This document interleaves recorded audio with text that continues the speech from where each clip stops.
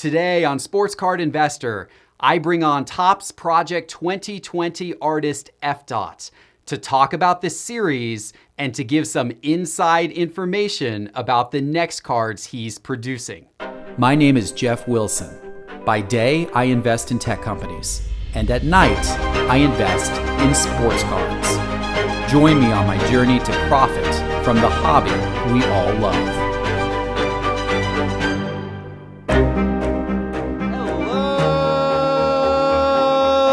Sports card investors, and welcome to another episode.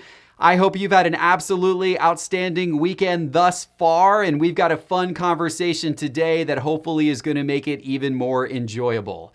I am bringing on Topps Project 2020 artist Fdot. He is one of the best artists in the series, in my opinion, and we're about to have a great conversation. Before we do, I just have one thing to ask of you, very simple. If you have not yet subscribed to my YouTube, please take a moment, just pause and hit the little subscribe button, hit the little bell icon.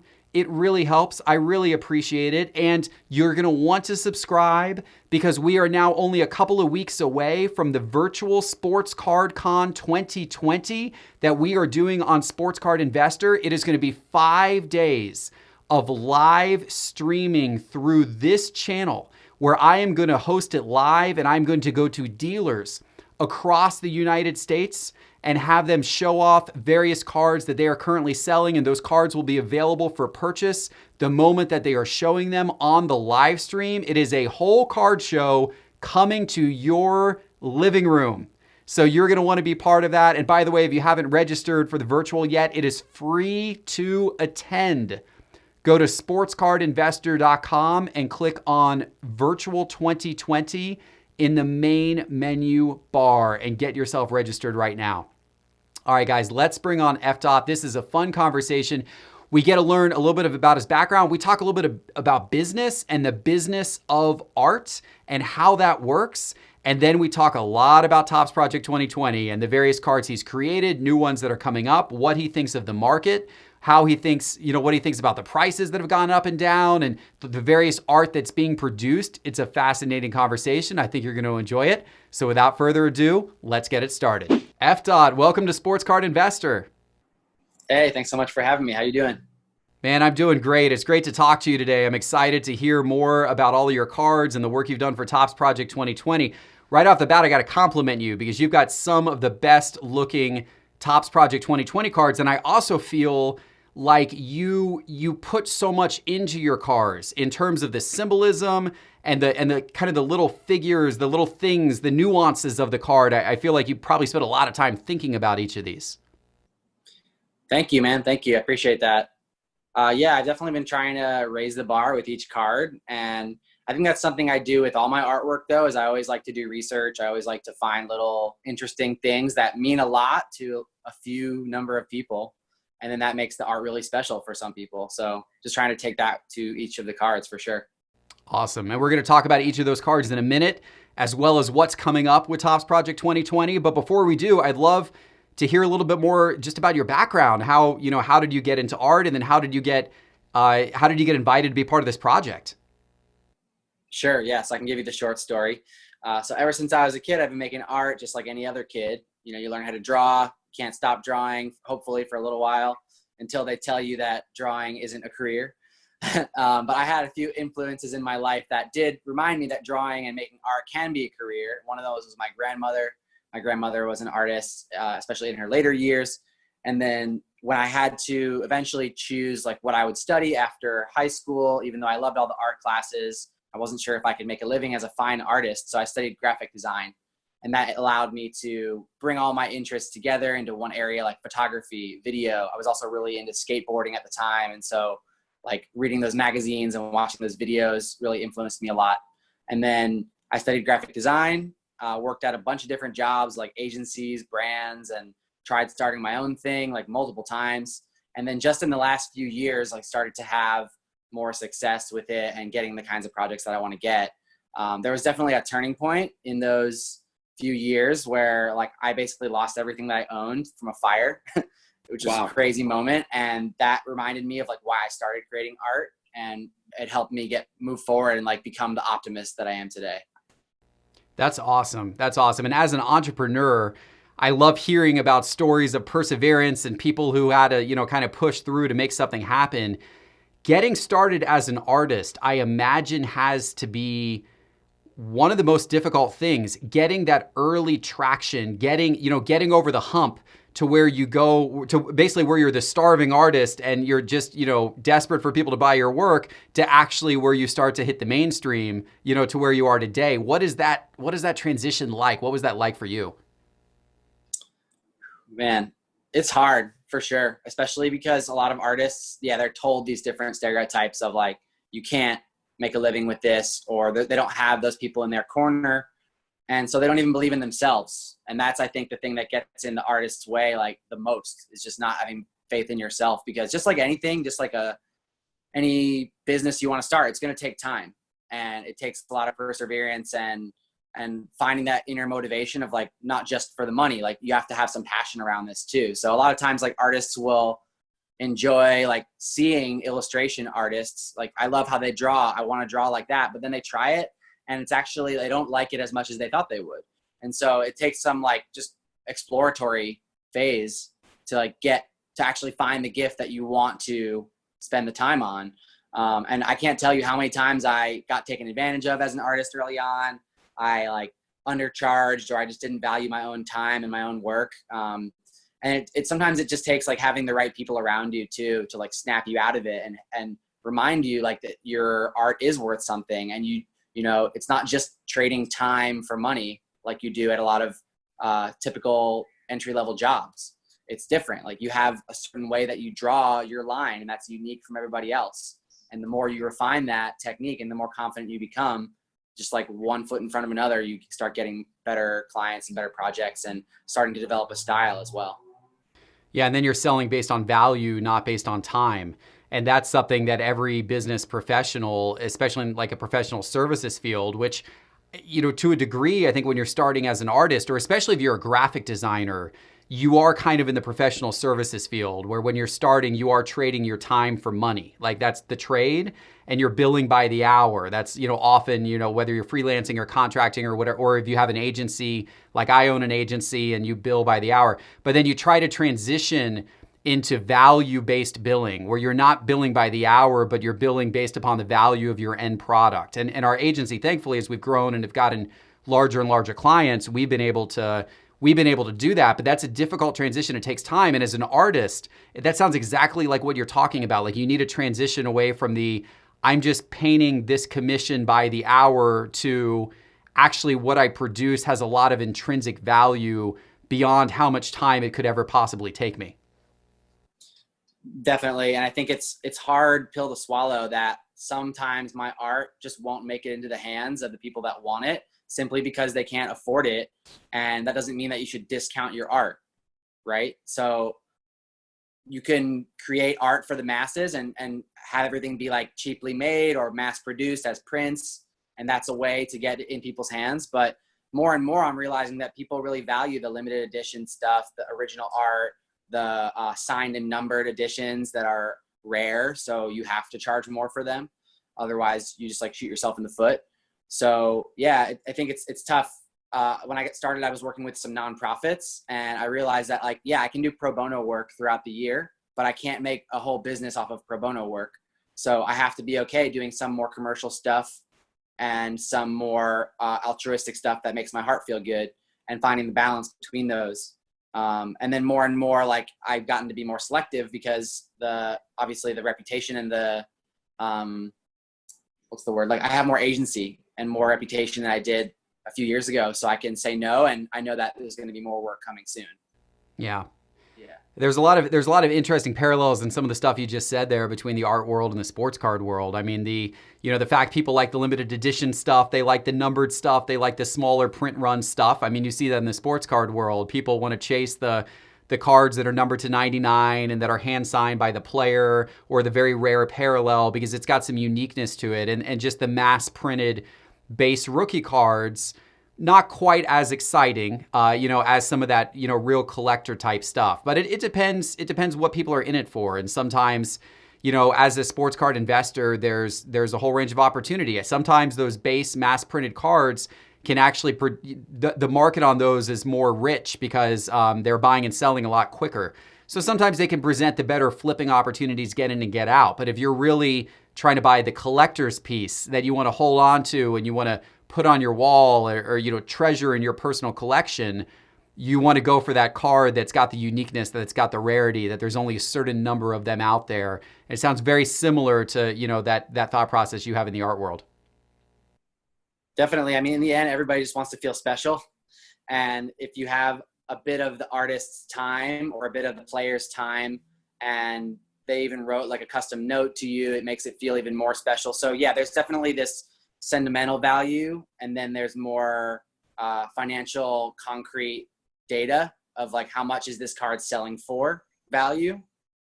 And I think there's different people that value both of those. And some of them are more leaning towards the other, like on the scale. Like I'm realizing, especially with this Project 2020 series, that there's just like multiple different audiences. There's the collectors, and then there's people who are more getting into it because they want to get a return on their investment and see what they can do. And it's essentially treating it like the stock market. They are, yeah. And there's that throughout the sports card industry right now. And we saw a ton of that with Topps Project 2020. And I did you see the wild price swings? Did you see how, the cards were slowly, steadily going up, and then there was this crazy spike, but then they kind of hit it. It kind of came back down the other side, and now they've for the most part kind of plateaued. I haven't been keeping super close with it in the last few weeks, but I saw the spike, and I just saw my cards like rising in value, especially my early ones. Like this Mark McGwire was my first card that came out, and I didn't even buy enough of them myself. This one, I bought neat card. of them. How many did you buy? 5. And, 5. And I didn't even think about buying any of them because I used to collect when I was a kid, but once I stopped collecting, I didn't really think too much of the project. I just thought, I'll get 5 of each. But then I saw that there was a market for the autograph series, and I just saw some of the other artists experimenting with that. And so I was like, okay, I'll offer however many I have. And then I went and started buying more on eBay because I missed the boat. So you're on my own card. You're having to buy you're having to pay these crazy inflated prices. You're inflated compared to what they originally sold for. Maybe not inflated compared to market demand, though. They're true to the market. But you're having to pay these prices to buy your own artwork back because you want more of it, or you want to be able to sign it and resell it, I guess. I actually haven't been paying crazy prices for my own art. I've been finding people who want to trade for original art or prints of mine. I feel better about getting my art into the world in exchange for my art back, rather than just giving some stranger hundreds of dollars for my own art. So, if there's anybody out there that has some of my early cards that wants to trade for some original art, I have some stuff. But yeah, I haven't paid more than, I think $80 for one of my own cards. And I only did that twice. And I wanted to have a couple full sets. So I just got it because I saw that the prices were going up, and I'm glad I did because they haven't come back like that. Those early cards are still around $200. Yeah, they're still quite expensive, and they may be starting to trend back up now. It's watching the market is quite fascinating, but yeah, wow, you're a true artist, that you're trading art for other art and that kind of thing. That's really neat. Very cool. This is cool. I'm fascinated to dive in a little more here. So right now, so far, 7 of your cards have been sold. Not all of them have arrived in people's hands yet, but 7 of your cards have been sold on Topps.com. And then we've got an 8th, which is coming out in the next couple of days. And we're going to give everyone a little inside information on that in just a moment. But of the first 7, so you had McGwire, you had Nolan Ryan, Ted Williams, Willie Mays, Jackie Robinson. I know we're going to talk about that one, Tony Gwynn and Doc Gooden. What was your favorite part of each of those 7 cards? So going through one by one, my favorite part of each. Okay, let's do it. Let's do it. With my Mark McGwire card, I think my favorite part was just experimenting and trying to find this was my first one. So it was trying to find what elements I wanted to use in this card that I could potentially use in my future cards, laying some ground rules and some constraints for myself. So this was the first time that I'd ever used a border like this in any piece of art. And the border has become something that I'm using consistently in all of them. And then something else in here is like the second image of Mark McGuire here. Like that wasn't actually in the original card. Like I just found a better, I didn't love the image that was given on this card. So I found an image of him swinging, and you can see it close up there. Yeah. And I've been incorporating that in some of the other cards. And then I think for Willie Mays, this one. Yeah, I love that card. That's a cool card. I really, it's one of my favorite Topps Project 2020 cards that has come out so far, bar none. I'm trying to position it like this so there's no reflection. Thanks, man. I appreciate that. This is one of my favorites too. And I think I'm going to try something similar on a card pretty soon, just in terms of like black and white, thick line work, because it just really pops at this scale. You know, something I didn't mention is like most of my artwork that I do is murals. So going from large scale murals like this one behind me to a tiny baseball card that fits in the palm of your hand, like a lot of things get lost in translation with the detail. So I'm having to like test the sizing, even sometimes do test prints here in my studio, like find different ways to see how it's going to look like in hand. And what is the size? What's the size of the canvas you're painting these originals on? I'm actually doing them digitally. So I'm using my iPad for the most part. I am doing some sketching on paper, and my next card I'm planning to do a canvas for, because it's a really special player. And yeah, but most of them have just been on my iPad using a digital drawing app that I love called Procreate. Is that how you do a lot of your art? Is a lot of it done digitally and then printed?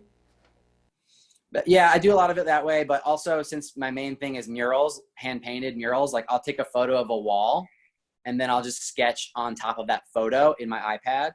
And then I'll get it to a point where it's more or less complete. Like it wouldn't look good if you printed out that sketch, because it's a sketch, but it's enough information for me to go and buy paint and like start painting. And then I clean it up in that process. Like I use spray paint a lot, and or house paint. And once I'm in there with the brush or with the can, I can get all those details refined, and I don't have to create, like, if you look at my digital sketchbook on my iPad here, like a lot of the things look unfinished, but then you go see the finished mural and it looks finished. So yeah, I think then the next one I'm going to try to do a canvas. I haven't decided what size, probably like 30 by 40 or 24 by 36 or so. So this card that's coming out, this card, if we can tell the audience, this card that you're talking about is Jeter, right? This is kind of your hometown hero. Yeah, man, definitely. I grew up with a big poster of Derek Jeter on my wall. And when I got to do this project, that was one of the first questions I asked was, is Derek Jeter going to be in this project? And yeah, I'm excited to do this one. I'm going to do it a little bit differently than my other cards. I'm going to be doing a full hand-painted canvas. Most of my other cards have been digital, so this is going to be something special. That's awesome. It's cool that you get this guy who you grew up watching and you got all this excitement about, that now you get to kind of bring him back to life here on a baseball card. Would you ever have thought you would have had that opportunity? Definitely not. I think when I was a kid, I didn't even know what graphic design was and what art was at all. Like I was just going based on what I had around me. But yeah, this whole project has been very much like a coming full circle experience. Yeah. Now, one thing that's kind of wild to me, so for everyone watching, so that you know, we record these episodes in advance. And so this one we're recording a little, like about a week in advance, a little over a week in advance of when you're seeing it today. But when you are seeing it, this Jeter card is going to be coming out this Tuesday. So it's going to be coming out in a couple of days. And the crazy thing is, even though, we've recorded this a little in advance, we're sitting here talking about this Jeter card, but you actually haven't started to make it yet. So this is like very much a real-time thing where you, and I assume the other artists, I know Blake Jameson was similar when I talked to him, you guys are really making this artwork very close to the actual release date of the artwork, which is, I think, fascinating. I would have thought you would have done it months ago, but by doing it this way, it gives you really the opportunity to live within the project and kind of adapt based upon what else you're seeing out there. I know that some artists did the whole set in advance, but I decided that I wanted to do 2 in advance and then see how the project was going. And I actually have started the Jeter card. I haven't finished it yet, but that was one of the first cards that I started sketching actually early in the project. I wanted to get started on that card. I had no idea when it was going to release, but I just started sketching it already.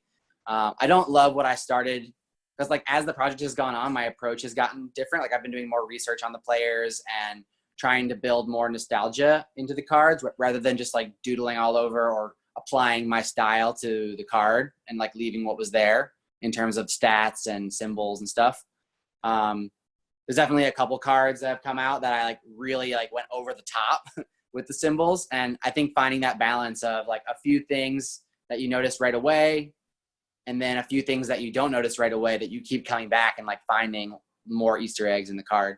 That's like what I'm aiming for. Very cool. And I know one of those cards that has had a lot of symbolism built into it, and it is a card that's very much of the moment right now, is the Jackie Robinson card. Can you talk a little bit about that card and what it means to you, all that type of thing?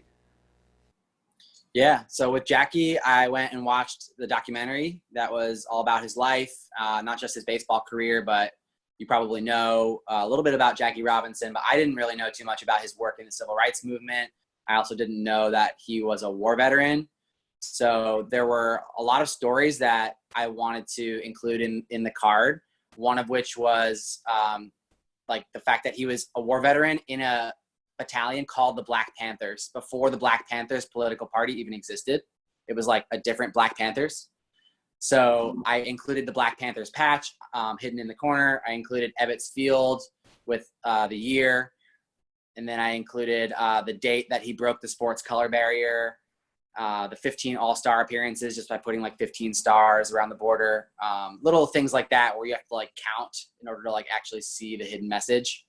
What else? And then in the top right corner of the card, I put a little sticker that says justice.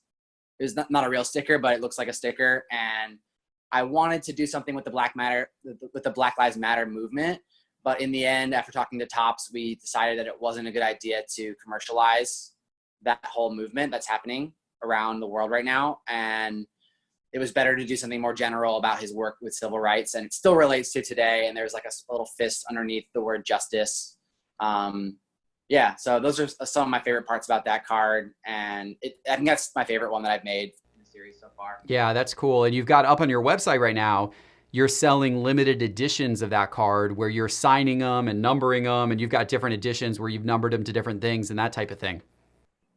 Yep. And with the autograph series, we're partnering with a different charity for some of the autograph cards. So with the Jackie Robinson card, I did a whole charity sale that was selling some original art, selling some prints that I had, selling the Jackie autograph cards. And it all had, some of them were 100% to this nonprofit called Color of Change that helps to improve the social justice issues that we have today. And you should check out more about their work. I'm not going to go super into it. And then I also did a special one of the cards because I forgot to mention this about the Jackie Robinson card, but he used to play for the Negro Leagues before he was admitted into MLB. And so I wanted to give a nod to his team on the Negro Leagues because that history is not often talked about. And so in the name Jackie, I put the Kansas City logo for the Kansas City Monarchs like in his name because he has a Jackie like Jackie. I took out the CK, put in the KC logo. And then I used the red color from that team to do a whole autograph series. And then we're donating a portion of those proceeds to the Negro Leagues Baseball Museum in Kansas City.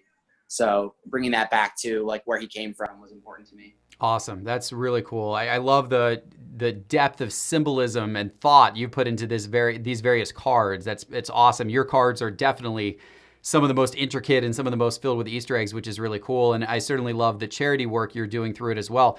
So the business model behind that's kind of fascinating to me. These cards that you're selling on your website, are you buying these from Topps just like anyone else buys them from Topps, but now you're kind of signing them and putting them up on your site for sale?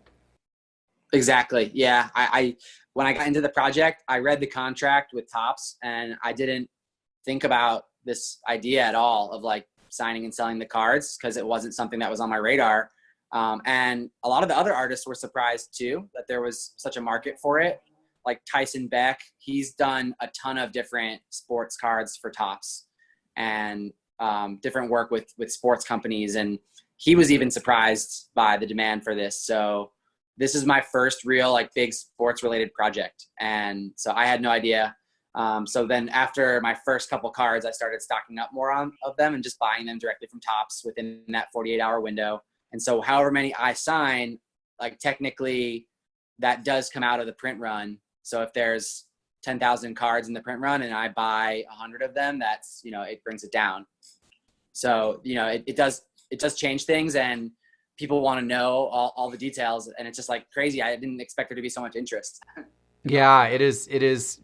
Topps Project 2020, I think, blew a lot of people away. It's so funny that it started like they took it to market right as COVID hit. Like we're talking like, middle of March is right when this thing. Do you remember the date your first card? The McGuire was your first card, right? Do you remember the date that went for sale? It might have been, I think, the 26th of March. Yeah, so I mean that is right during the period. So that the 26th was a couple of weeks after sports paused, and the sports card market, by the way, during that period of time, it was down 30 to 40%. I mean, the 26th was a pretty low point for the sports card market, and the fact that Topps still brought it to market. People weren't paying attention to it at the beginning because there were bigger things in the world going on, frankly, and people were kind of reeling from sports being paused and all that kind of stuff. But then all of a sudden, everything started to change in April, and it started to change for Topps Project 2020. It started to change for the sports card market as a whole, where I think people were home and they were bored and they wanted, the world around them was kind of troubling. So they wanted to reconnect with their love and their passion, and that was sports cards. And then this Topps Project 2020 was one of the new things that was happening, and new cards were coming out, and the art's great, and the cards are great, and all of a sudden, this thing caught fire. It's fascinating to hear how surprised you and the other artists were, at that. And I'd love to hear what kind of fame has this brought you? Like, have you had people contacting you to do other types of commissions, or what have you seen as a result of this kind of new notoriety? Yeah, definitely. So I've been building my brand for a while and trying to get more people to notice my work and get it in front of more clients and stuff like that. So I had a decent social media audience already, but I'm noticing that it's growing slightly faster now in the last few months. So there's that of just more people. And then also the engagement rate is going up. I think people who found my art through Project 2020, very quickly fell in love with it. And it's just all that feedback. I'm just hearing people saying, I found you through Project 2020. I just purchased 5 of your prints from your site. And, they want to get involved with my other art too, which is awesome. I have had more requests than normal for commissions. A lot of people want to get their favorite baseball player done in my style, which is not something I'm able to take on right now. But what I did do, I'm not sure if I told you about this previously, but I decided to take it into my own hands and create a little community that was a paid $5 subscription for my collector fans that are just really, really into it. They want to get the behind the scenes. I just noticed that I could spend a lot of time and put that stuff out on Instagram or Facebook, but really a small section of my audience is interested in this stuff. So I started a Patreon page, which is essentially just a subscription website that you can customize the tiers. And so it's $5 to join there. And yeah, I get to create any kind of content that I want. And then I also give those people first dibs on the autograph cards using a password that's only released there. And so just getting, I would say more fans on my work, but also segmenting them too into groups of these are the people who really want a specific thing. And some, not all my previous audience is going to be interested in baseball cards, but I'm sure most of them are just happy to see me working in a new medium too. Yeah, that's really cool. I love the subscription program idea. I mean, it's similar to what I've done at Sports Card Investor, where people can pay, in my case, $9 a month to get part of the, community and be part of my member live streams. I do, that's kind of a little spin on what you do, I guess. I do a members only live stream right now every other week where I'm giving investment tips and giving away free cards and answering member questions and all that kind of stuff. But I love that idea of building that tight community, kind of figuring out who your biggest fans are, having those connection points to go a little bit deeper with them. I mean, I think it's great, and it's only something that I'm sure is going to get stronger and help build your reputation further as you continue to progress as an artist. Thank you. Yeah, so that's just Patreon. if you want to check it out, it's patreon.com/Fdot. Cool. And what's your website for people who want to look at the Jackie Robinson and other things you got going on there? My website is fdotstudio.com. So just EFDOT studio. And Cool. There's a little link in the navigation that says Project 2020. I'm actually in the process right now of redesigning my site and moving it over to Shopify, because right now I'm on Squarespace and we're having some issues mostly with sales tax, which is fun. But it's going to look a little different soon, but it'll still be the same, fdotstudio.com. But yeah, the live streams have been great too. Like I've been doing the same thing as you, just like doing member exclusive live streams and sharing the process of the cards and obviously like sneak peeks and stuff. But it is funny how some people in there were, I guess, some people who are just trying to buy the autograph cards and flip them. And so they come in, they pay $5, but then they get early access to the cards. And they were buying many of them. And now I've limited it to a certain number, like per person. And then some people would even like screenshot my content in there and share it outside of there. And then it would end up in someone else's hands. And at one point, someone was trying to sell my Tony Gwynn card on eBay, but it wasn't even my finished card. It was like a sketch of the card. And so it makes me look bad. So, I have to be a little more careful with how and when I share stuff on there, because there's like over 500 people in there now. So you never know. Yeah. Well, congratulations on the success of the growth of your membership program. But I mean, we've had some of the same struggles at Sports Card Investor. I mean, that happens. And what you have to do, obviously, is just kind of try to orient the value of what you're providing, so it can't as easily be copied and distributed and that type of thing. I mean, I think the connection points that we're trying to build with our audience through the live streams and that type of thing, that type of stuff can't be copied as easily as someone just taking an email you've sent out and copying and pasting it. So it's something we're working on at Sports Card Investor. We've actually kind of have a whole plan for how we're going to evolve our membership here in the next couple of months to make it even more connection points directly with the members. So that, that kind of stuff, if it happens, it just doesn't really matter, because that's not as much where the value is. But it's, you got to take the bad with the good. But the great is that you've built up 500 plus members at this point who are passionate enough about your brand and the art that you're building to want to be part of that. So congratulations. That's really awesome. Thank you. Yeah, I like being able to have a noise-free place to communicate with them, because everything I post on there just goes straight to their email inbox, and they can choose whether or not they want to open it. But at least I know that they're going to see it. And it's great. Yeah, I'm loving that website so far. And I hadn't ever used Patreon before, but I'm a big fan. Yeah. Patreon's a great site. We don't use that, but I know a lot of other content creators do. And I've signed up for some Patreons of other. I'm on a Gator football Patreon, a Florida Gator football Patreon, where I'm supporting some podcasts about the Florida Gators and that kind of thing. So I know that experience well. It's cool. It's pretty cool. So as we wrap up here, I'd love to hear, so you got 13 cards coming out. Obviously, the Jeter is coming out this week on Topps.com. It's coming out Tuesday. So everyone go check out that Jeter card. It's going to be awesome to see what the final product looks like there. After the Jeter, you're going to have 12 more to go. Any that you are particularly excited about? Any that you've got some like kind of clear ideas in your mind? Definitely excited about Mike Trout. That's the one that everyone wants to see since he's still playing.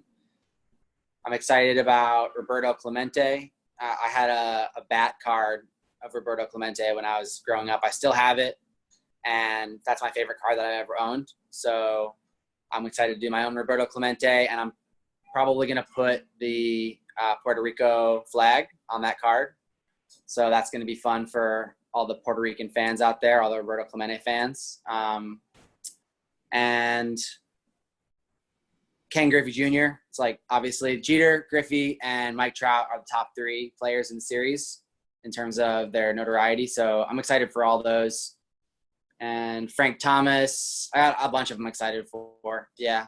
It's pretty funny to see like friends reach out and say, oh, I just saw you're doing this project. Like, I just found out about it, even though I've been posting about it for months. Can you save me a Frank Thomas card or save me a Nolan Ryan card? And I'm like, sorry, you might have missed the Nolan Ryan, but it's like, yeah, it's fun. I'm excited about all these cards. Then it say you got to go to Topps.com and buy them just like I do. You don't get any special treatment. You got to go buy them just like they do. I have been saving a few. Like I bought more Jackies because I think that one's my favorite so far. So I'll be giving those to family and friends if they don't sell out. And then, yeah, I'm guessing they'll sell out over time. But it's, I'm stocking up on my favorite ones definitely. So I can have, because I'm also investing in my own art. I'm betting on myself here. So if I hold on to them for a few years, like who knows what the value will be. And are you trying to build a complete set of every artist, or are you just trying to build a complete set of yourself? I'm just completing my own sets right now. I'm in New York City. I don't have the luxury of space. So I know cards don't take up that much space, but I have been buying some other artist cards. I'm a big fan of JK5, Blake Jameson, Tyson Beck, Sophia Chang. Like they're all great. I bought at least one of each of those artists and a few more. Gregory Siff. Who are some of your favorite other ones? Well, Blake Jameson was on the show before, so I'm biased towards him. I love the McGuire card that he did, and that actually was on the cover of Beckett Price Guide, this last issue of Beckett's monthly price guide, the actual printed magazine, which yes, they still make the printed magazine of Beckett, and there was the McGuire Blake Jameson that was on the cover of that. Which is pretty sweet. I mean, that's, and he actually happens to be a really big card collector. So, and he was a huge card collector as a kid. So for his art to appear on the cover of Beckett, it's a pretty cool thing. Yeah, definitely. I saw that come out and I'm really proud of him. Like I just met him through this project, but we're both in New York. We're planning to do some collaborations pretty soon as well. We have a lot of friends in common as well. And like, yeah, to see his work on cover of Beckett, it makes me nostalgic too, because I used to buy those magazines when I was a kid, and like, who knows what will happen in their next few issues. I did get an article on their site though, and a little live interview with Beckett. So they're good people. Great. I like them. That's cool. So my final question for you: do you realize that New Balance sneakers are now cool again?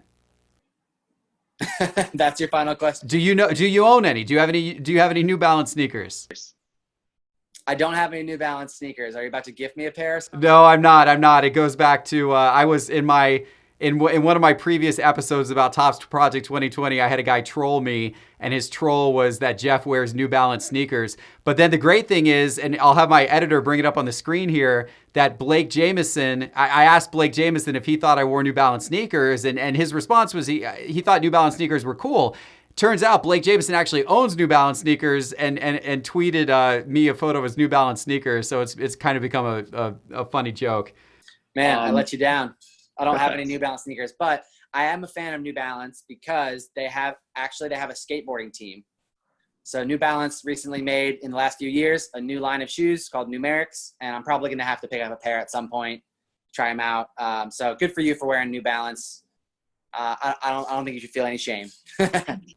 I actually don't. However, I appreciate the trolling, and I've learned, which I didn't know, that they are, in fact, as you said, now back part of pop culture. It's now respectable to have New Balance shoes. There's actually a little bit of cool factor there, apparently. So, anyway, Fdot, it's been a pleasure, man. I really appreciate you coming on the show. Any final words of wisdom for our audience? I'd say just don't judge the cards too much right away. I know there's going to be that instant reaction, but let them grow on you. Like, enjoy the art of the card and not just the investment opportunity of it. Yeah, that's my main advice. Yeah, I mean, one thing that I've definitely learned from talking about these cards is people are really passionate about Topps Project 2020, and it draws a wide audience. It draws not just the sports card investing audience who are looking at it from an investing standpoint, but it draws a very heavy collecting audience and a collecting audience that extends well beyond sports cards. It gets into a lot of your fans and fans of these other artists who are, traditional art fans. And so it's a very interesting blend of people, and it brings out a great deal of passion and excitement for these cards. So I think it's great. And I love the combination of the art world with the sports card world. I think it's fascinating to see how this has caught on. And I hope that we continue to see more of these types of collaborations in the future. I hope so too, but it's going to be hard to do something like this for 2021. Like, I can't imagine Topps doing the same thing again with different artists. It just wouldn't feel quite as special. Yeah, they hopefully they'll wait a few years. Maybe there will be a project 2025 or 2030, but I think 2020 should stand alone for certainly a bit of time. For sure. Awesome, Fdot. Thanks for coming on, man. Have a great rest of your day. All right, guys, I hope you enjoyed my conversation with Fdot. That was a fun one. Definitely go check out his website, check out his Patreon as well. And also, if you haven't yet, check out the virtual Sports Card Con 2020 that me and my team at Sports Card Investor are putting on in just a couple of weeks. It's free to register. Go register right now. Go to sportscardinvestor.com and click on Virtual 2020 in the main menu bar. All right, thanks so much for watching, everybody. Enjoy the rest of your day, and I'll see you back again in a couple of days with my next video. Take care.